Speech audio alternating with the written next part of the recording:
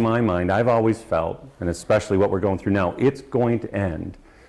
It's over once each business decides it's over. Let's get ready to grow again. I think it's something we have to make that decision on. There's going to be no bell, no whistle, no sign in the paper that's going to say, guess what, let's get back to business, it's over, start growing again. You've got to make that decision yourself. I honestly believe that the growth of business and the businesses that are going to grow is going to be customer service based. I mean, taking what you do and go back to customer service. Customer service, in my mind, is a lost art.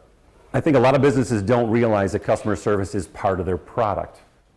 It doesn't matter the widget that you sell, it's how you sell it, who you sell it to, how comfortable you make that person who's buying it. That's customer service.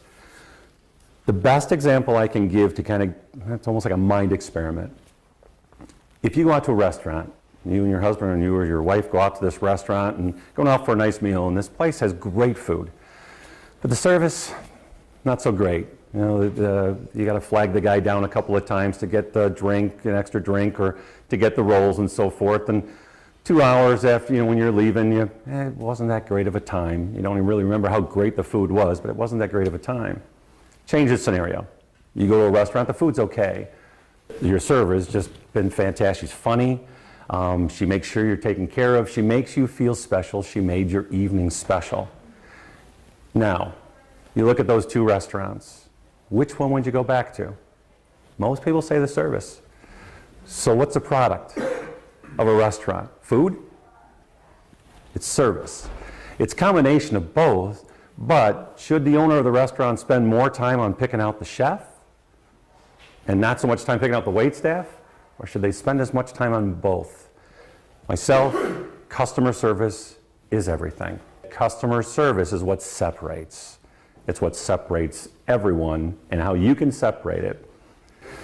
Now, you can be sitting up, in your office and think all these great things about customer service, but if your coworkers don't believe in the same way, and they're the front line, then it doesn't really get across. If you get the people that you work with excited about customer service, everything changes. It makes the job more fun.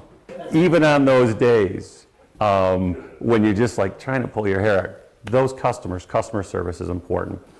I found the easiest way to get your coworkers on board is kind of a simple term or a simple sentence, is to make them realize that that customer signs their paycheck. I've always felt that. The customers I do work for sign my paycheck. Without them, I don't have any money to pay the bills. So you know, if they look at you as their boss and they're snapping to attention, if you reversed it and made them realize that the customer that's on the phone, the customer that's in the office, the customer that's in the showroom is their boss, it changes the mindset.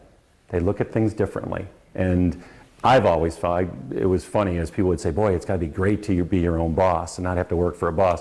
And I said, I've never had so many bosses in my life. I mean, we'd be doing 10 projects a week. Every project, every person, husband and wife I was building for was my boss. And then I go home and I got a boss there too. I mean, it's just I've never had so many bosses. So, but it's the mindset of that customer and how important that customer is. If you empower them to have a different say in how the customers are treated, I think you will see a difference in your business.